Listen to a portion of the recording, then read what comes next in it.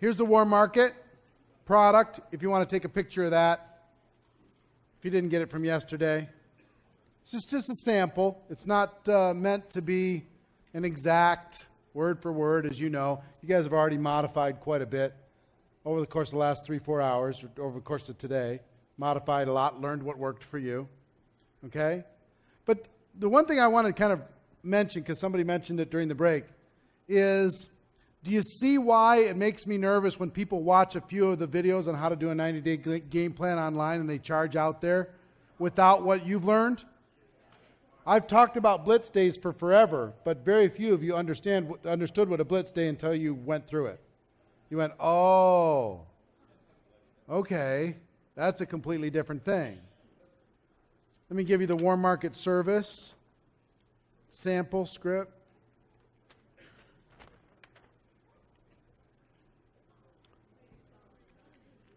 This is coming back.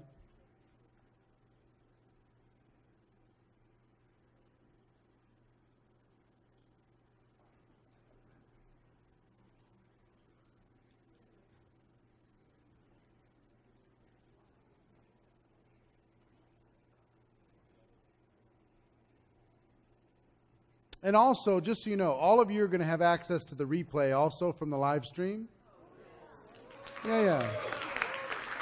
You're here.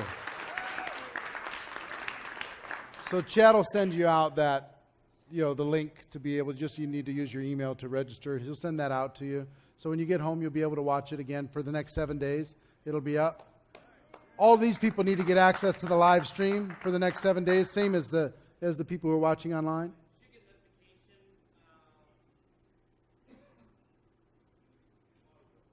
Yeah, Sunday-ish. Yeah, email. Yeah, okay, email Chad, poor Chad. Yeah, right. Don't say that out loud. So all of these things you'll be able to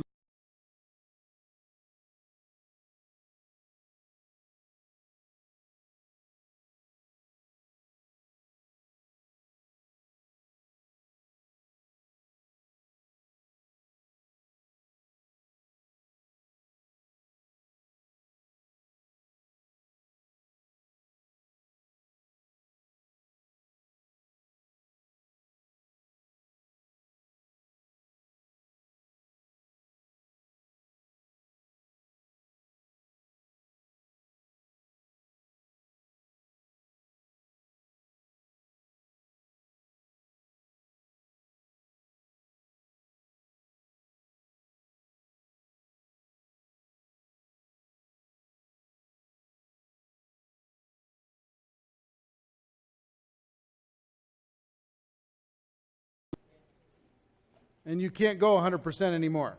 You've got to throttle it back. What do? How do you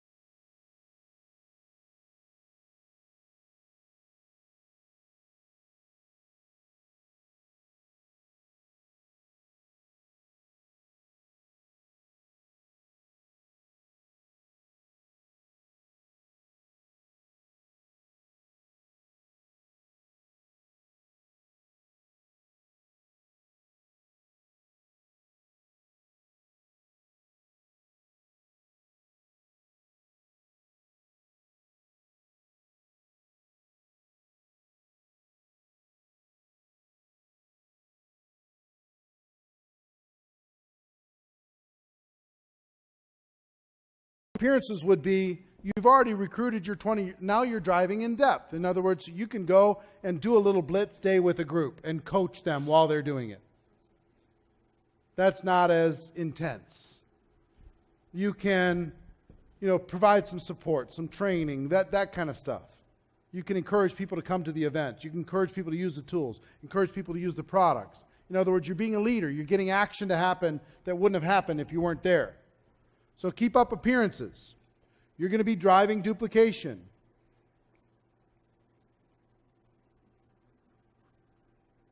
You're going to continue to lead by example. just not as crazy white hot 24/7.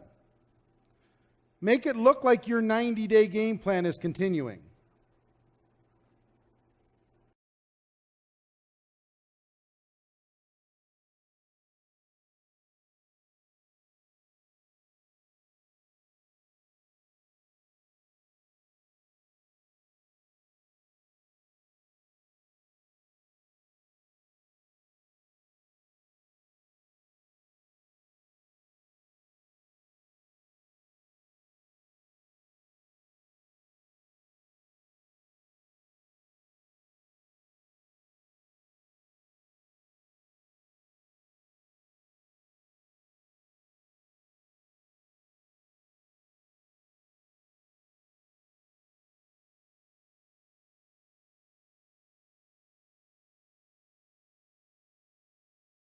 Michael taught me never to let down in front of the group. Ever, ever, ever, ever.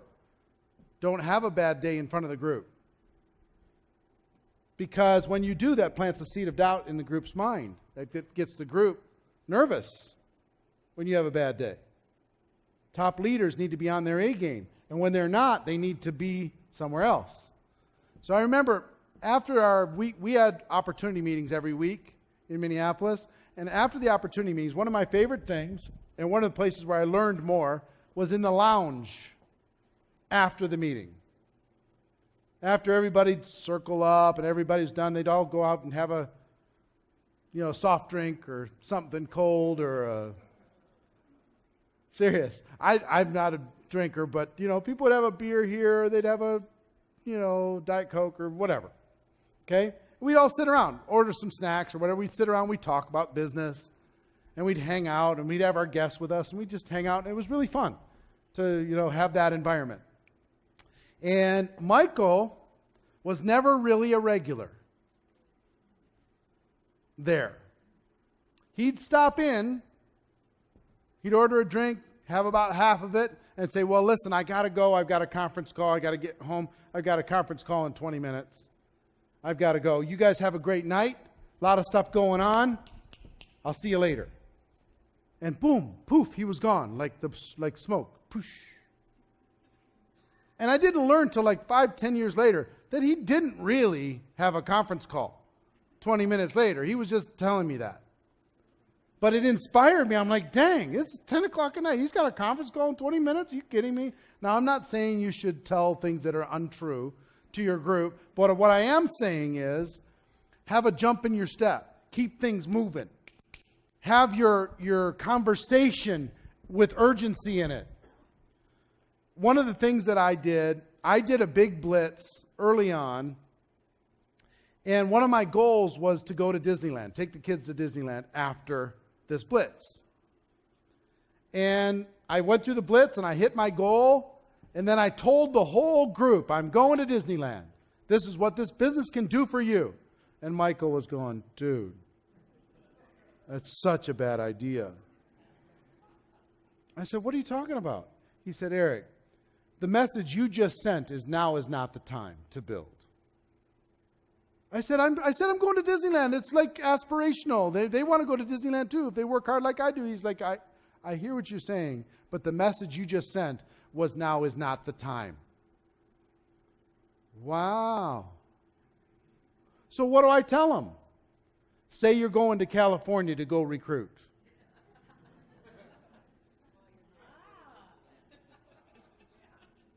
Okay, because he was right. I said, well, Michael, you're not right. That's not true. Oh, come on. People need to have dreams. They need to have hopes. I just gave him hope. And guess what? I left for a week. My group left for 3 weeks. They were gone. They did nothing when I was gone. I had to rebuild from scratch when I got back. They had disappeared like smoke. They were gone. I was like, he was right. So I learned to say when I went on vacation, I'm going to Florida to recruit. I'm going to Italy to recruit. I'm going to wherever to recruit. I'm going to the Bahamas. Great recruiting zone.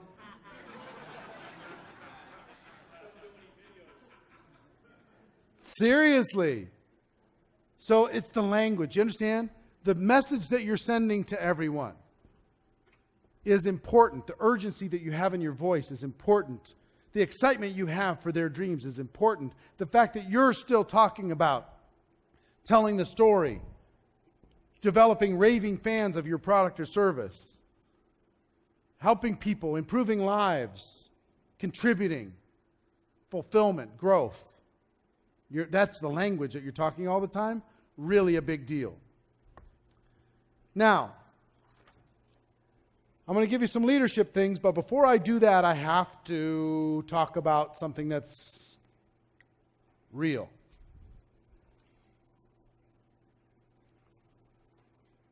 What could go wrong?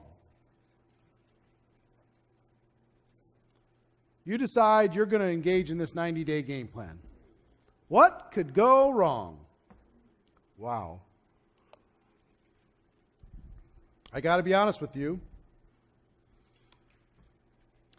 As soon as you make this decision, you're going to do this. You're going to make it happen. Watch my smoke. I'm going to crush this thing. I'm recruiting 20 people. I'm going to inspire those people to go out there and build a business. I'm going to look for the greatness in all of them. I'm going to see who's going to end up being those 4 that drive 95% of my business 12 months from today. I'm bringing this class of 2014 to the next level. I'm going to own this local market. I'm going to do all this stuff. I'm going to make it all happen. As soon as you decide and you say clear, as soon as you say that, the universe is going to test you. It's the only way I know how to say it.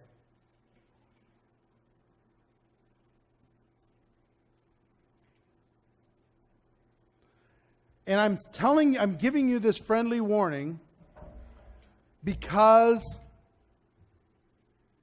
some of you are going to go, oh my gosh, he wasn't kidding. You won't believe the stuff that will happen. Anybody ever see the movie The Truman Show? The Truman Show with Jim Carrey? One of my favorite movies. Good network marketing movie. Good laws of association movie. People wanting to keep you in the bubble that they like you to stay in. But if you remember the movie, they planted this fear in him about being afraid of water. And he's like, hey, wait a minute. I got to get out of here. There's something wrong. There's something going on. I don't belong here. There's a bigger world for me. And he decides, I'm leaving. And they immediately put the pressure on. They try everything they can. His fake wife all of a sudden becomes pregnant. This person all of a sudden gets sick. They start putting this pressure. This job situation happens. The best friend, they send in the best friend to try and convince him that he's thinking the wrong thing. And that's what the universe is going to do to you. Just like that little director sitting above that bubble, say, send in the best friend. Somebody's going to send in the best friend to you. Send in the family, because we can't let them leave. Send in the neighbors. Send in the job. Put the full court press on. We can't let this happen. It'll be disaster if this person leaves this bubble. And I promise you it's going to happen. Weird things are going to, family members are going to get sick. There's going to be a crisis at work. If you own a business, the key employees are going to quit. I mean, it's just the weirdest thing you'd almost think it was like the Truman Show. But here's what happens. At some point, you've got to get to the point that saying, I'm willing to do this or die. I'm willing to do this or else. I'm not going back anymore. I'm moving forward. And usually the escape plan is just like in the Truman Show. It's in the place that your fear is sitting. And for him, it was in the water. The thing that he was afraid of. And that was where they didn't expect him to go. So he gets in the water, he gets in the sailboat, and he starts sailing. And then they find him. The universe finds him. There he is. We got him. Send the wind. And they pound the wind. Send the rain. They pound the rain. Send the waves. We pound the waves. He'll give up. He'll stop. And even the people in the universe booth are saying, enough, you're going to kill him, enough. You can't do this anymore. This is too much. You got to let him go. And finally, he yells up to the universe and says, you're going to have to kill me. Is that all you got? You're going to have to kill me. And they say, the universe finally says, okay, fine, let him go. Sun comes out. But he had to get to that stage. He had to get to that point where he was not willing to back down. And I promise you, you're going to get to that point. Yes. Your universe tested you today. My dog had a seizure. Oh, your dog? I'm telling you, stuff's going to happen. Stuff's going to happen. And it's going to test everything in you, in every direction. But at some point, you got to understand, is this your purpose? Is this why you're here? Are you here to help other people? Are you here to face your fears and move beyond your current circumstance? Or are you going to be knocked out by the tests that will be thrown your way? I need to let you know that, because it's going to happen. So then you do hit the edge of that bubble, and you do walk through the door, and you do say, see ya to that life. And you realize there's a bigger world out there. That's the reality of what's going to happen to you between now and the time you say clear and you go to jump. There's going to be some stuff that shows up. Just know that it's normal. It's not a sign that you're not supposed to do it. It's a sign that you're supposed to move through it. That's what that resistance is.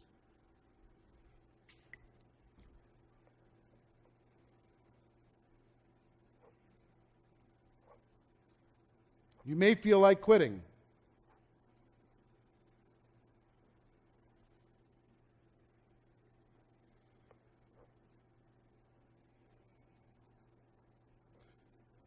Everything won't be smooth.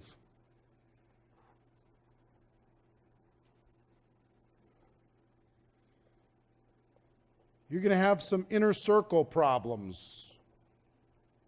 Some people are going to try and mess up what you're doing. Distractions will show up. You might need to make course corrections. And the biggest, you might need to make relationship corrections.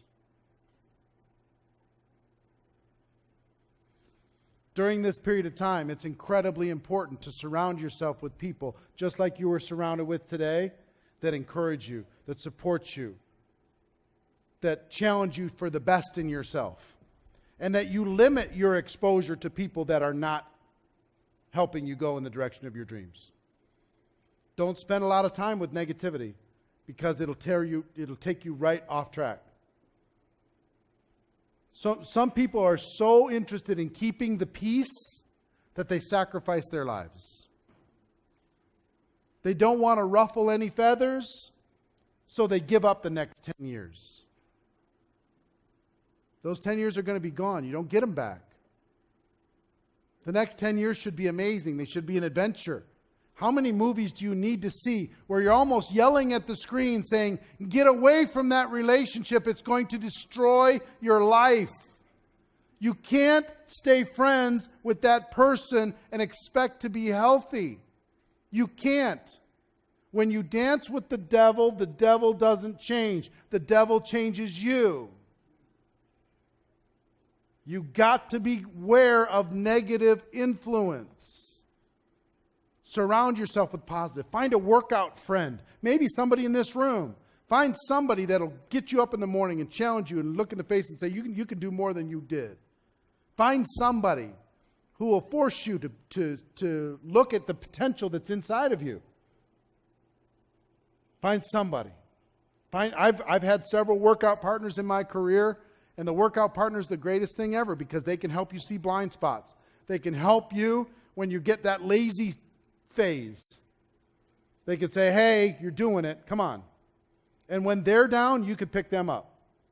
That's a great workout partner. Sometimes it's not upline, downline. Sometimes it's crossline.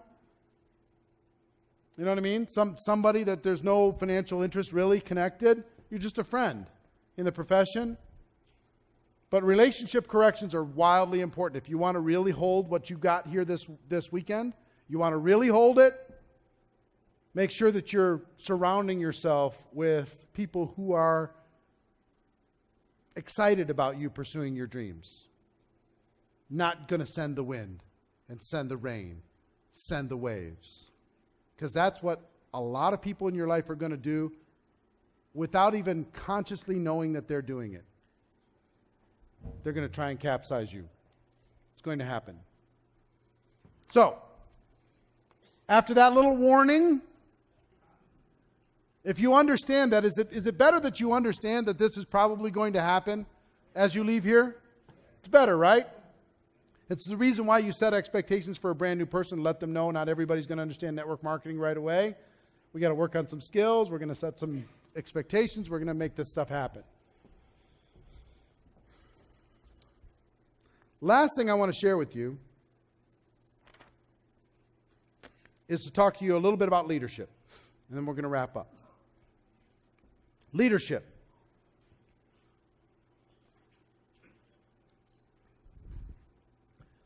In my opinion, the definition of a leader is somebody who creates an environment where people take action when they normally wouldn't have taken action. When you go home, do you create an environment where people are taking action? Before I get into this, let me just, okay. Now let's talk about leadership. The big thing that I learned about leadership, one is creating this environment where people will take action. But if I had to describe the muscle of leadership, it would be described like this. Culture. Leaders create a culture. The culture provides motivation for people to take action. Think about any leader in any organization. They create a particular culture. Anybody ever here serve in the military? What branch? Coast Guard. You, sir? Marine Corps. Is there a difference between the Coast Guard and the Marine Corps in culture? Absolutely. They're both in armed services. And how about you? Army.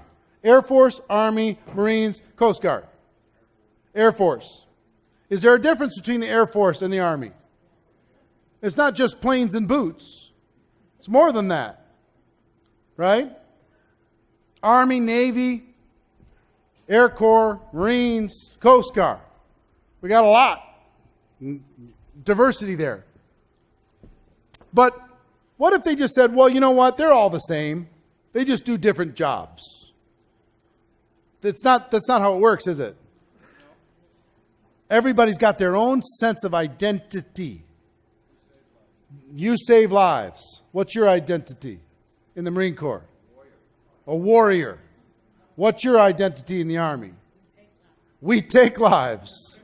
We save them. We take them. We're a warrior. Huh? We defend them. I understand what you're saying. I know you're just joking. What would you say the identity? Huh? Yeah, but the identity, the culture. We send officers to fight. Here's what I will tell you. If you've ever served in the military, there's a certain sense of, here's how we do things here. All those other people do it different, and that's fine for them. But here's how we do it here, and here's why it's better. They eat a certain way. They talk a certain way. They make their bed a certain way. They get up at a certain time for a certain reason. Right? What does that provide? It provides a sense of identity, a sense of belonging, a sense of community, a sense of pride. And it also it rewards the activities that culture wants to have happen. and it penalizes the activities that they don't want to see happen. Right? If you don't fit into the culture, what if you walked into the Marine Corps and you said, you know what? I like a lot of what you guys do. But a few of these things over here I think are unnecessary. I think we should change these things. Would you be open to suggestions?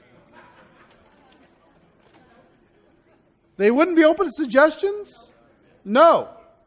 Guess what? You either fit in or you get spit out. One of the two.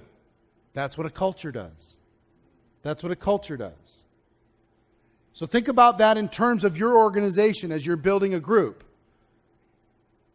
What is the culture in the group? Is it that strong, or is it just totally moldable by any new person that walks in the door? Person walks in, they say, well, I got some suggestions. Oh, great. And you change your whole method of operation. Is that going to be a behavior that's going to build a great organization? No, it's going to destroy an organization. It's going to confuse the whole group. Think about, we have people from a lot of different countries here. Is there a certain culture in Australia? Certain way of thinking, a way of acting? Is it different than people in New Zealand? It is actually. Over here we wouldn't notice that difference, but over there you notice the difference, don't you? How about people in Puerto Rico versus Atlanta? Big difference, just in culture. Everything. Passion is a little bit, I would say, Puerto Rico is more passionate. More little style. Right? Think about, here in the United States, African American versus white. Is there a culture difference? Are there some things that the culture itself creates and rewards and punishes as a group? It just does. Just does. Think about a company like IBM. Do they have a certain culture? Very specific, very kind of rigid. When you think about their culture, what comes to mind? Suits, ties, blue suit, white shirt, blue tie. Very kind of. Now think about Google. Is there a different culture there? It's about creativity and innovation. They're not caught up in the uniform, but they're caught up in intelligence. Some very smart people walking around there. You're a lower IQ person, you're not going to fit in very well inside of that group, no matter what outfit you're wearing. Think about a religious organization. Is there a difference between Orthodox, Catholic, and Southern Baptist?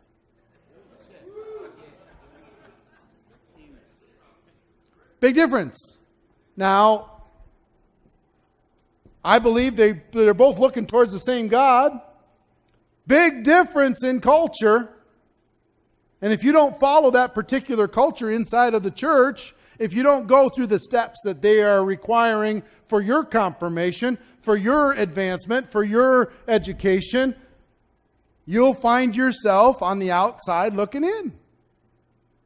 Every culture in the world rewards certain behaviors and penalizes others. You go, well, that sounds mean.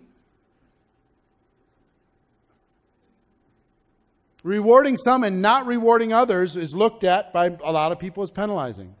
So I will tell you, here's why I'm saying this.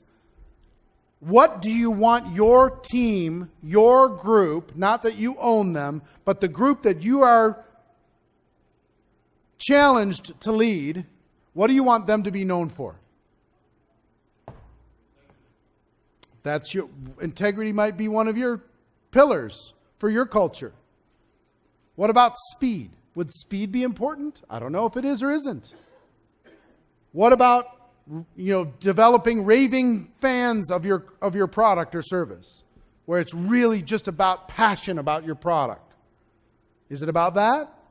I don't know. You got to decide. Is your culture on time or are they always late? That's a decision from the leader. The leader decided to allow it or disallow it. Are you on time or are you not on time? That's a culture thing. Are you dressed well or are you dressed sloppy? That's a culture thing. It's a decision. You take some companies inside of this room that are represented in this room, they're very casual, hip, cool, party dress all the time. There are others that are suits all the time. There are some that are flip-flops because, dang it, I'm never wearing shoes again. But it's a decision. I respect all the decisions. But what do you want your group to be known for?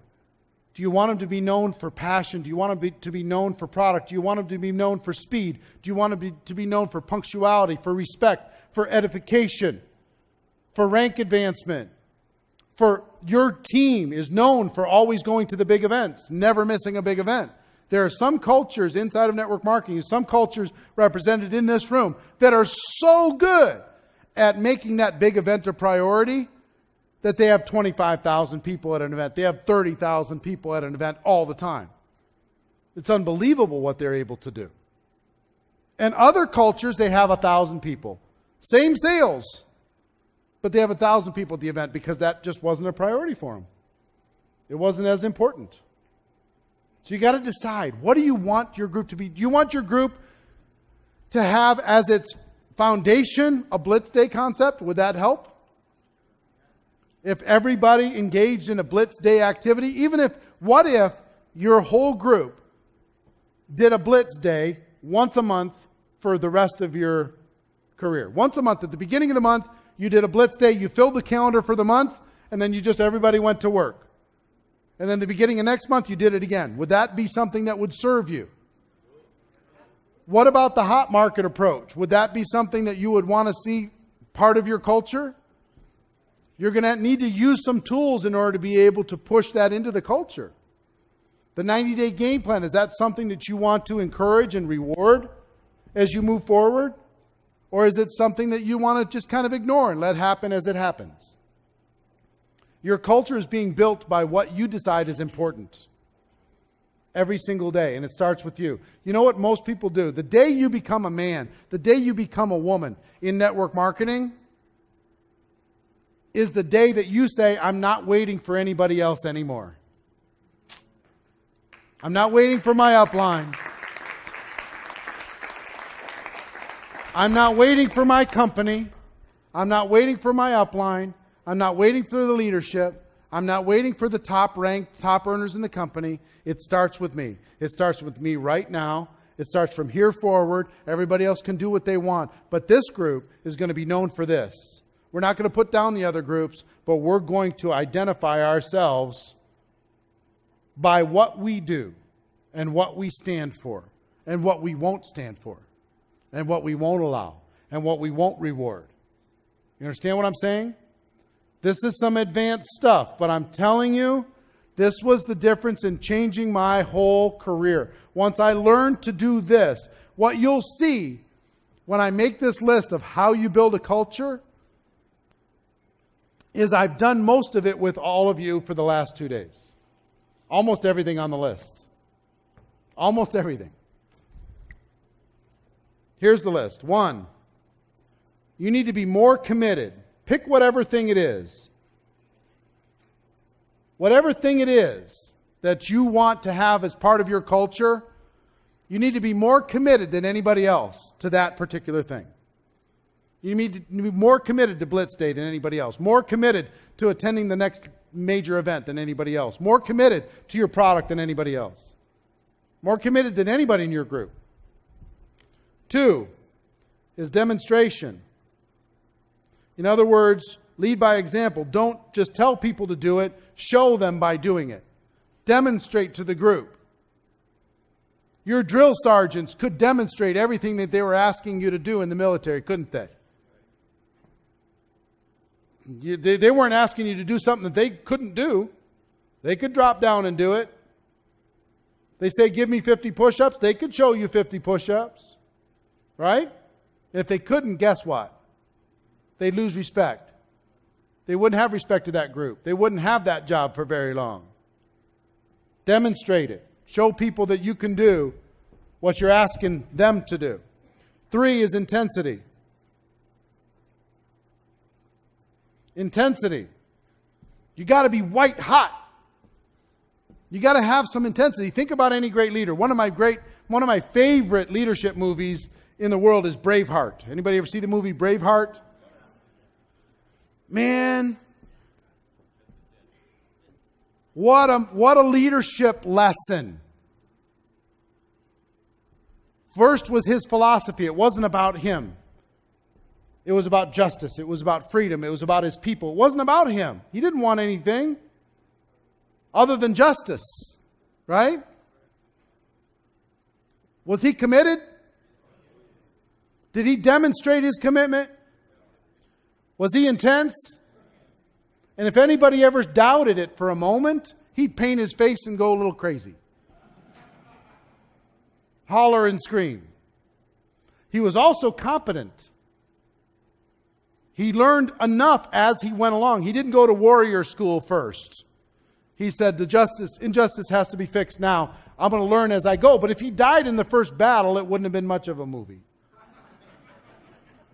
He got creative. He got scrappy. He figured it out. So intensity is big. Laser focus on that particular thing. Whatever it is that you want to build into your culture. You got to be focused on it. Number 5, repetition.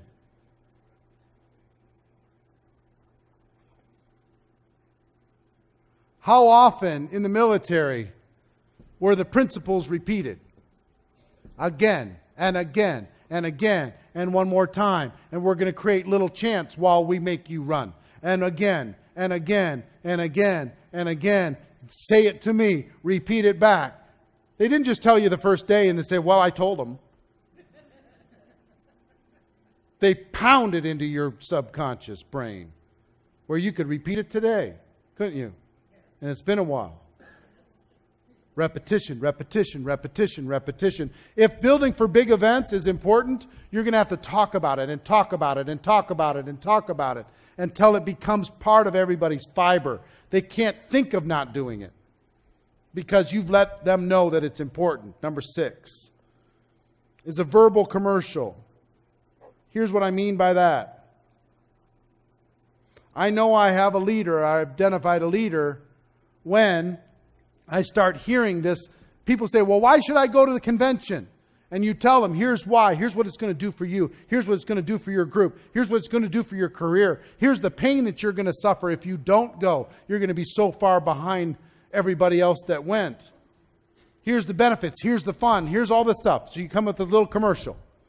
But I know I've got a leader when I start hearing that same thing repeated 2, 3, 4, 5, 6 levels deep. And everybody's saying the same thing. Here's why we're passionate about the product. Here's why we're on time. Here's why we respect and edify our company and our leaders inside of our company. Here's why. When that starts being repeated, I know I've got a leader. Number 7 is your vision. Why are we doing this? Why are you doing this? What's in it for people to join this? Tell me why. Number 8 is your game plan. How are we going to get there? How are we going to do this vision? How are we going to make it happen? The vision says here's where we're going. Game plan says here's how we're going to get there. Number 9, stories. How many stories have I told over the course of the last couple of days, including some of yours? A lot of stories, because stories make it real. Stories make people understand. Stories make people... Now there's both kinds of stories. Here's the good story of the people who followed this part of our culture, and here's the terrible, tragic story of the people who didn't. Here's what happened to them. I'm not an expert on the Bible, but what's the Bible filled with? Stories. And those stories are 2 different kinds. One is examples, and the other is warnings. Don't do this, you'll turn into a pillar of salt.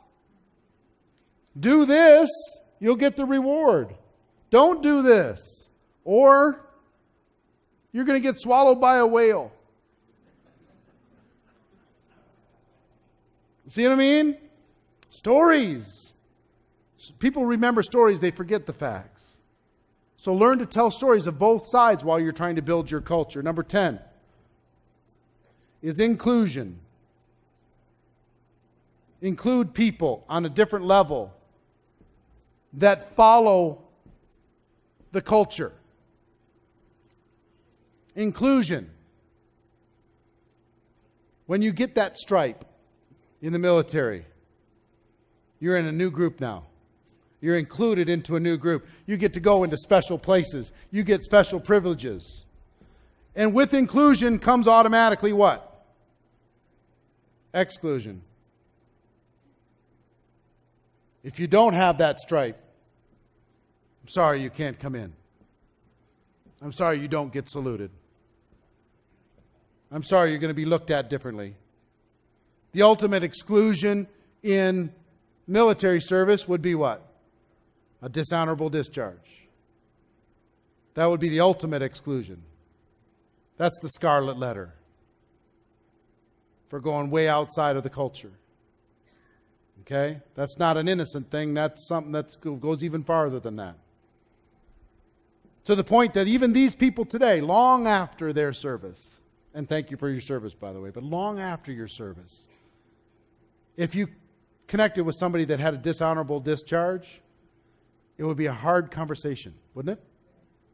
It'd be hard to even talk with them because of what was built into your right and wrong in the culture. See what I'm saying? So inclusion and exclusion. So there's some people that aren't going to the event. Guess what?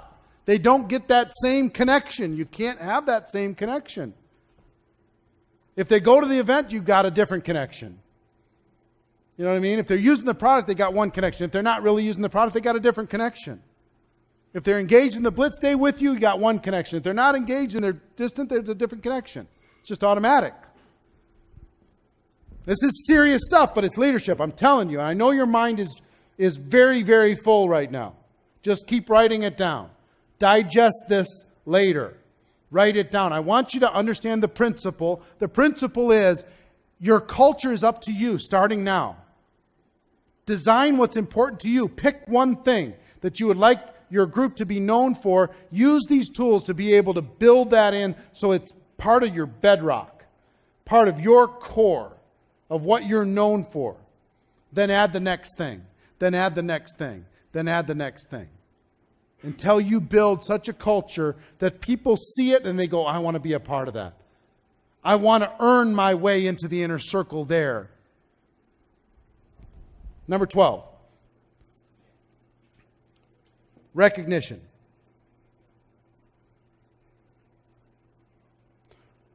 What did I do today just with our Blitz Day? Provided some recognition, some competition to be able to drive the behavior. Number 13. Peer pressure. What did the group thing provide? Peer pressure. You didn't want to let the team down. Right? Some of you that didn't feel like making some calls made them because the other people were making the calls and I'm sitting here and I got to look at them. I got to put my numbers up. And guess why some of you hit 5 and not 4? Because you knew that there was going to be some push-ups or a dance contest or something if you hit 4. There's some peer pressure. And once you got to the 5, you went,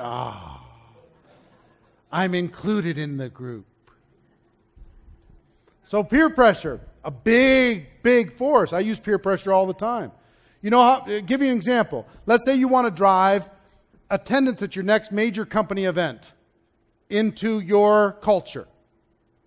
You can create a website that says, this is where leaders live. And all it is a list of people on your team that are registered for the convention. And you send that link out. Go check out who's registered. The implication is, go check out who's not. That's some peer pressure. As soon as that list is released, you'll see a flood of registrations from people who used to wait till last second, but now there's peer pressure and they can't. You've outed them. Peer pressure.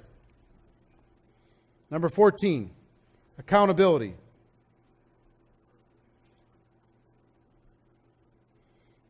Number 15, competition. Number 16, contests. Number 17, incentives.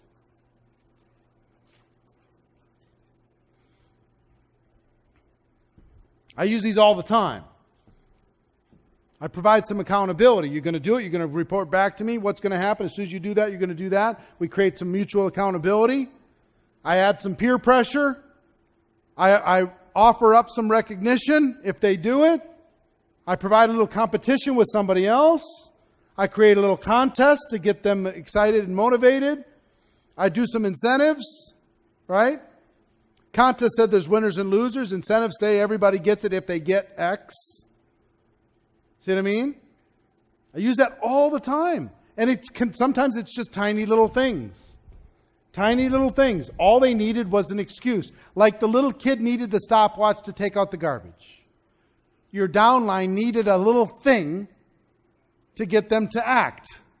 And sometimes it's competition, sometimes it's recognition, sometimes it's peer pressure, whatever it is. Those little things that cause people to move into action.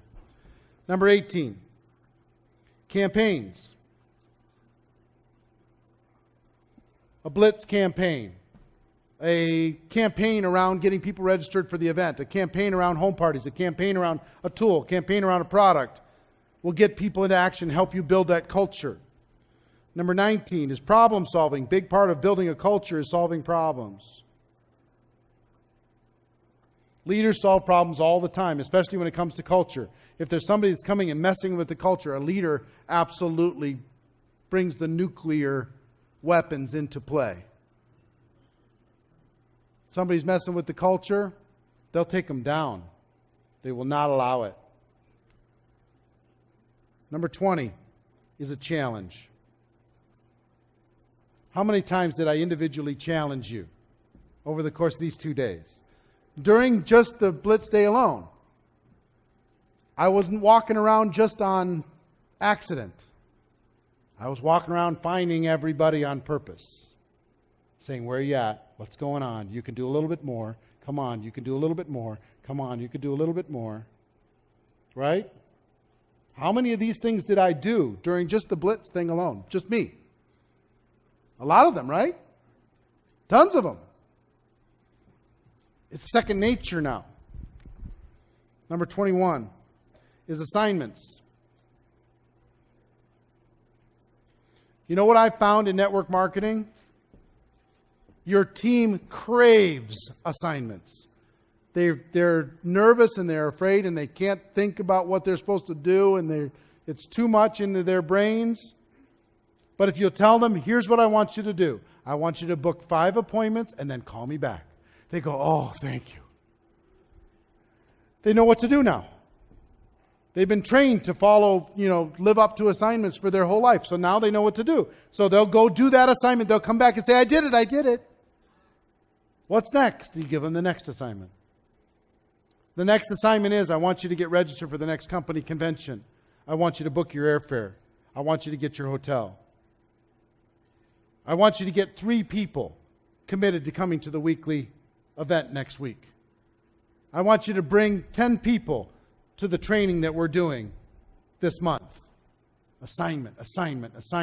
Now, if you have an assignment and you can attach it to a contest, an incentive, a campaign, a competition, will that help? Sure. You don't have to every time. Most people are just looking for direction because they're confused. They're looking for direction. And 22, last one. It's expectations. if you create an environment that sets an expectation that inside this group, we all use the product, not just talk about it. Inside this group, we rank advance fast. Inside this group, we fill our calendar. Inside this group, we go to the conventions. This is the expectation that we have inside this group. We're not posers. Inside this group, we work on our skills. Inside this group, we have a personal development focus. Inside this group, we're different. We're going on another level inside this group. If you set the expectation, you'll find people rise to it. Think about any organization you've ever been a part of. Somebody in that organization set an expectation and waited for you to rise up to it. And when you did, they gave you rewards and inclusion and benefits and goodwill and pleasure. They made you want to stretch for it.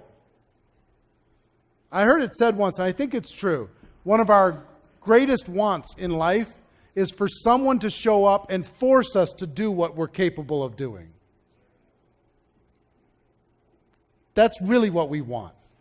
We want that coach that will not let us accept less than our full potential. We want that teacher that will say, no, stop it. You're better than this. We want that workout partner that'll say, no, you can do more. Come on. You can do more. And we're a little disappointed when we give them some resistance and they back down. And they stop pushing us. See, I pushed you pretty hard these 2 days, right? Pretty hard. But did it feel good or did it feel bad? Felt good, right? You know, for some of you, it might be fun if I moved into the house for 30 days. And say, hey, what are you doing? Why are we watching TV all day if I'm sitting there?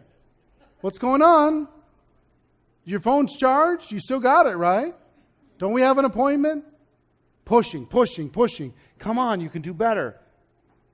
And then when you have that experience, when you have that breakthrough, high five. You know, let's go get another one. Let's go make it happen. Let's go rescue some people. First, we're going to rescue you. Second, we're going to go help rescue some other people. You know what my job is really? Somebody asked me what I did. I was down in Florida at the Direct Sales Association, Selling Association Convention a couple weeks ago. And I said, you know, really what I do is I'm a professional encourager. That's what I do. I encourage through a lot of different ways, but that's what I do.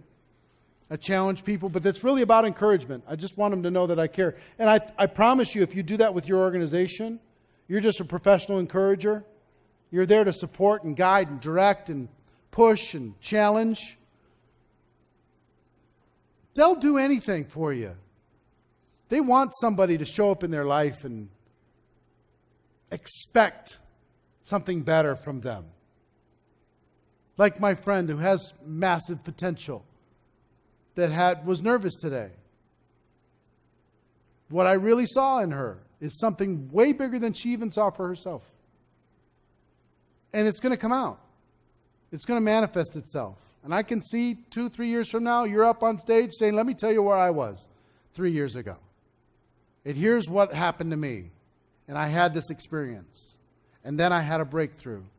And now my job is to help other people, encourage them past their breakthrough and deal with their fear. You know why I can help people with fear? Because I was filled with it at one point in time. And I got to the other side, you know what I mean? That's the fun of what it is that we do. So here's what I will tell you. We've come a long way, right? Your brains are full, right? It's a little bit much. I just took the fire hose and went, those at home, same thing. It's like, whoa, come on.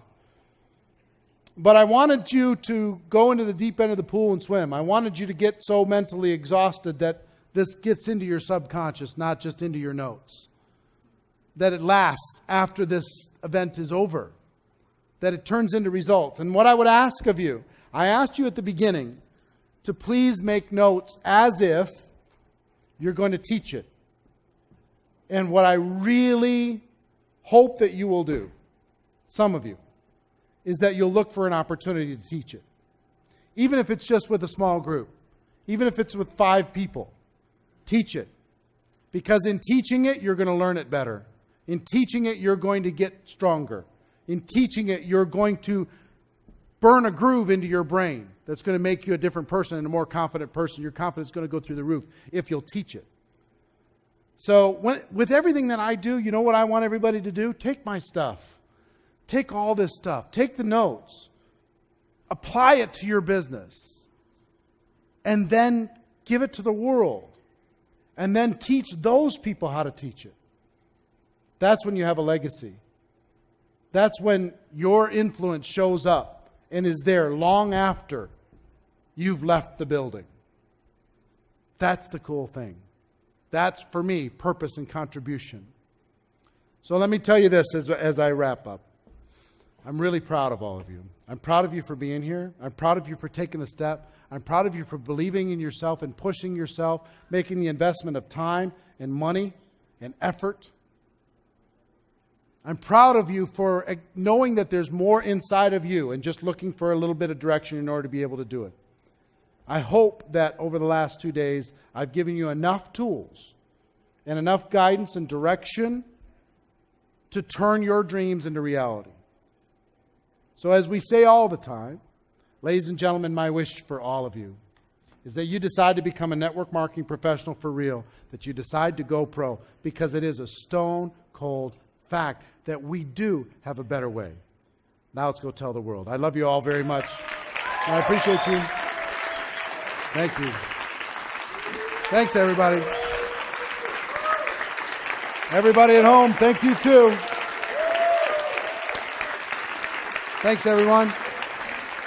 Love you all.